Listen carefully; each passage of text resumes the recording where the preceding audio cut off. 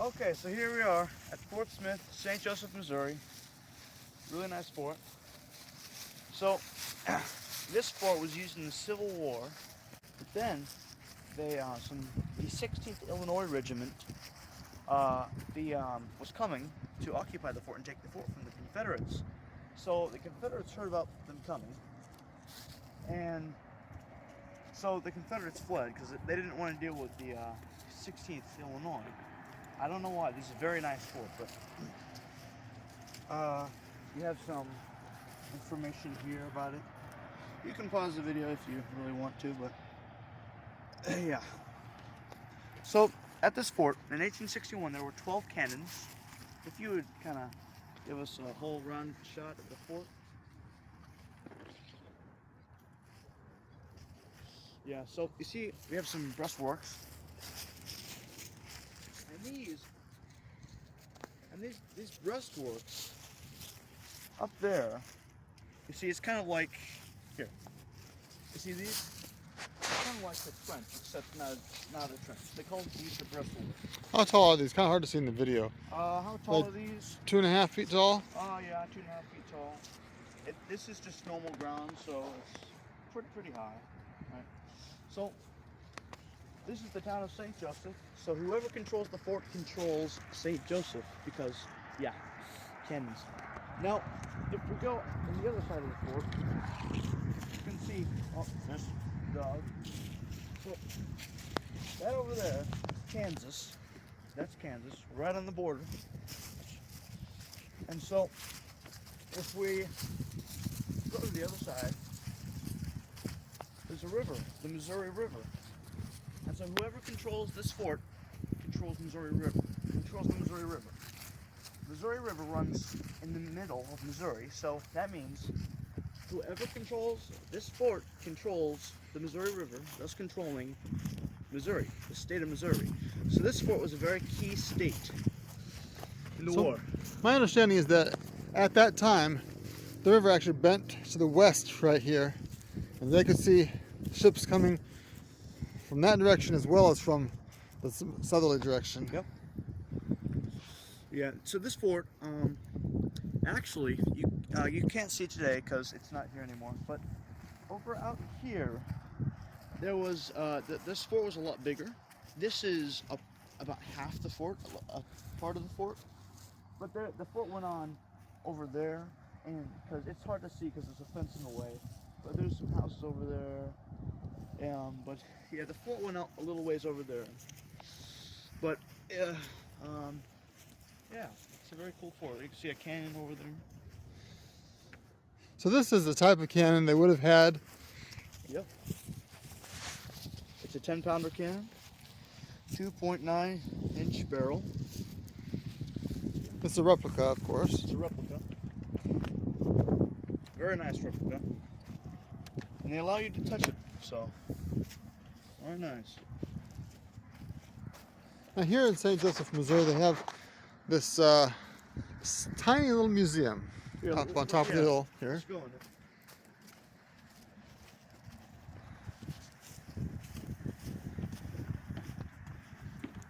Very, very cool. And yeah, very, very cool. So you see, this is, I believe, first battle of Bull Run.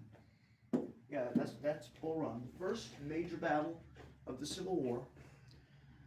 Over here we have some information about the cannons. Have some nice rifles that they would have used. Swords, cannons, everything you need to know. What they're called. Now if we go over here, you see. Oh, this is a picture of this fort, right? Of the fort. That is really cool. A picture of the fort. Now I can see the American flag. It appears like part of it is like not even there, but that's because the photography they had long exposure, and it was as it flapped in the wind, the exposure didn't quite catch it. But look like they're posing as if they're ramming the rods down in the cannons. Isn't that cool? Let's get a little closer here.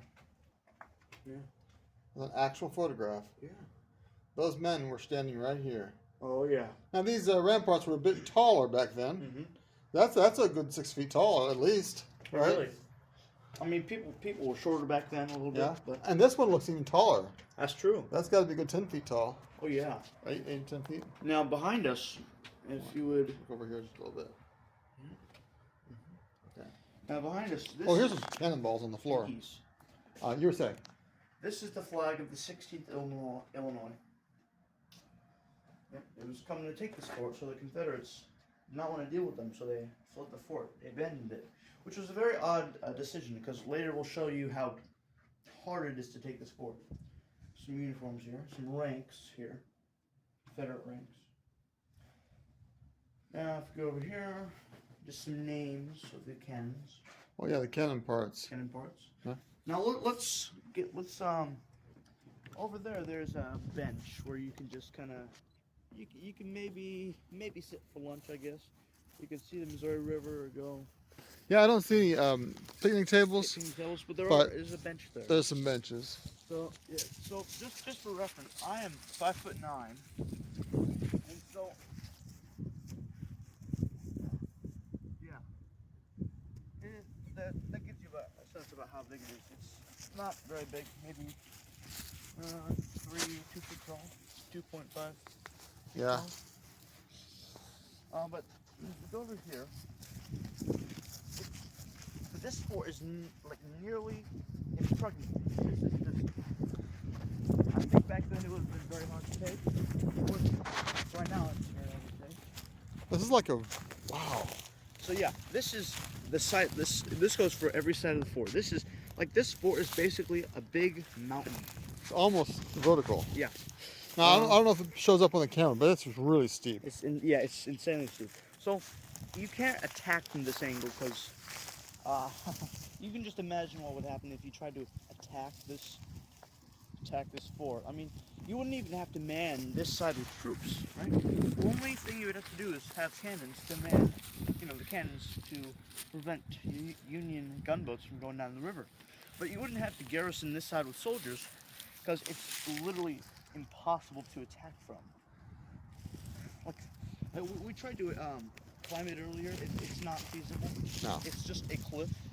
It's a cliff. It's just a cliff, so you can't really climb it at all. And you could see you might say I can just climb up using the weeds, but those weeds slip. They'll break off. And a little muddy, maybe. It's a little bit muddy too. Today. Today. Today's 2024. Almost 25. So it's just very nice boardwalk. There's a mortar over there. Let's go over and take a look at the mortar.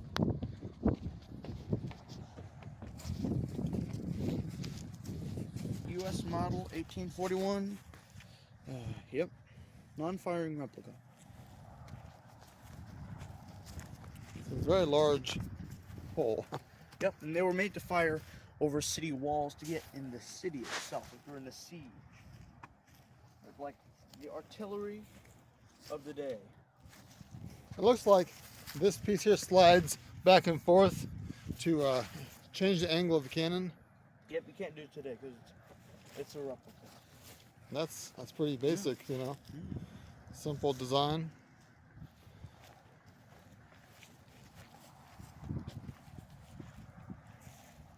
So let's.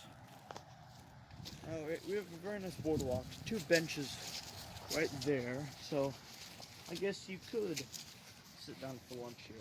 It's a very nice place. It's very, very calm. And last time we were here, there was actually a wedding going on up here. Very strange, but there was. Anyways, yeah. St. Joseph was the Union's linchpin to the West. It really was. Missouri, I will die on the hill, but Missouri, whoever controls Missouri, controls the war. Here's how. The Mississippi River. Now, once the Union got control of the Mississippi River, the Confederacy was done, right? They were done. The South was done. Because, obviously, it would split your forces in half, and if you're outnumbered, you don't want to have a split-up army, right? Yeah. So that was it for the Confederacy. Once Vicksburg fell, which was the point, you see the railroad connection. Once that fell, the Confederacy was done. So basically, St. Louis and St. Joseph are the North, the Union's Vicksburg, basically. So Missouri was very important because whoever controlled Missouri and this fort up here, because whoever controls this fort controls the river, and whoever controls Missouri controls a key rail hub. And also, this is our access, the Union's access to California That's true. and the gold fields. It's where the Pony Express was located.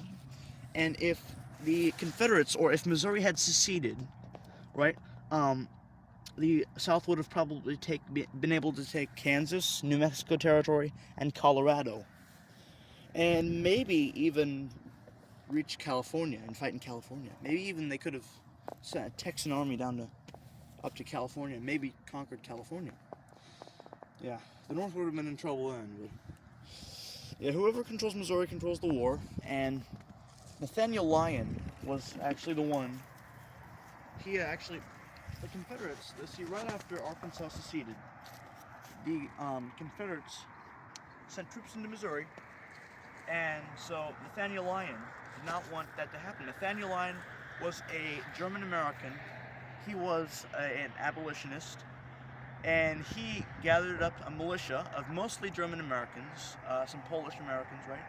And then he led his men to St. Louis because the Confederates were occupying St. Louis. And Nathaniel Lyon beat the Confederates at the Battle of St. Louis and took control of the city. And that was a very important battle. And I think one of the key battles of the war was the Battle of St. Louis.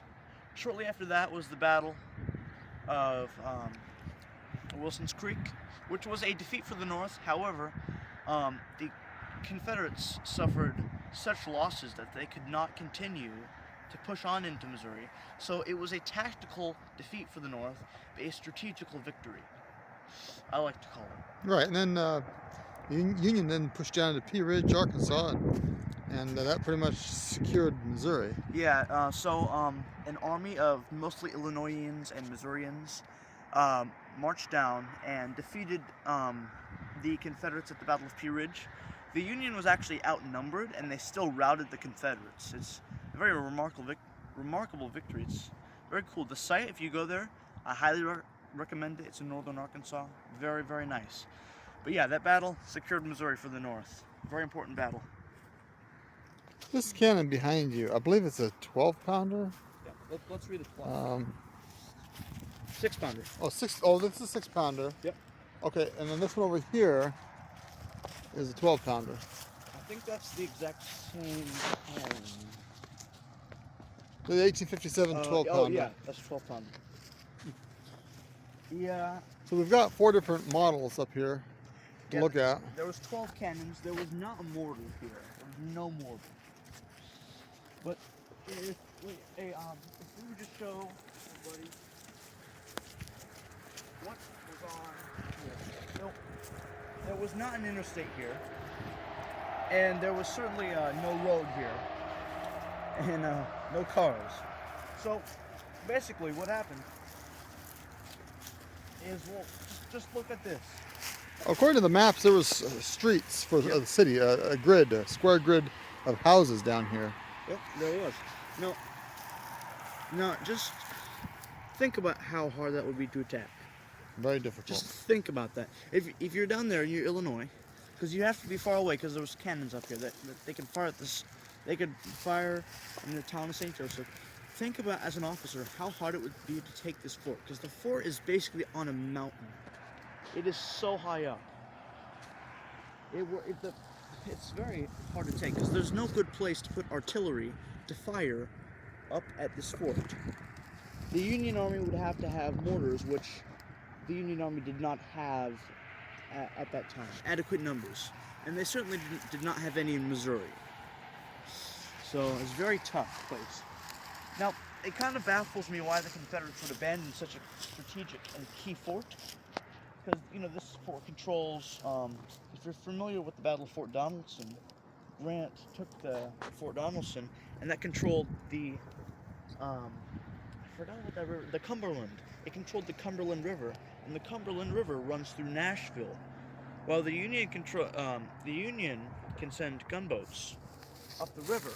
And so basically, whoever controls the fort controls the river, and so if you control the river, you control Tennessee and Nashville.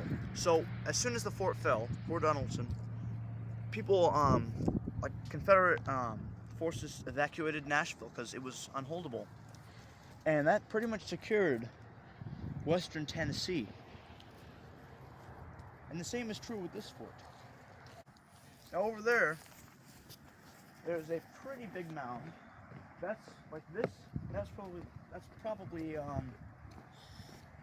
the tallest these mountains get. I'm 5'9", so kind of a reference here. Yeah, pretty big, decently big. It was bigger then. But yeah.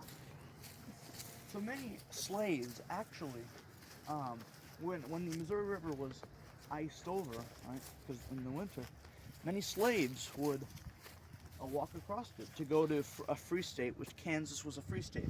Missouri was a slave state, but it stayed with the Union, did not secede. But they escaped to Kansas, which was a free state, and then they went to Canada, because in the British Empire, slavery was outlawed in the 1830s. Yeah. Yeah. Looks like there was a runaway slave here, and $150 reward for returning him. For returning any slave, yeah. Slavery in Missouri generally followed along the Mississippi and Missouri rivers. In 1860, only 9.7% of the state's population were slaves. Yeah. So 10% of Missouri's population were slaves. About 1 million people lived in Missouri at the time, so there were about 100,000 slaves in Missouri. So Missouri was kind of like Virginia in a way, because it was very interesting, because Virginia and Missouri, like Mississippi, relied on slavery, but Missouri and Virginia, Tennessee, North Carolina, Arkansas, they did not. The reason why Arkansas, Tennessee, and Virginia and North Carolina seceded is because Abraham Lincoln sent out a call for 75,000 volunteers. Thanks for watching Coolbrick 76. Thanks for watching Cool History 76. Yep. Thanks for watching.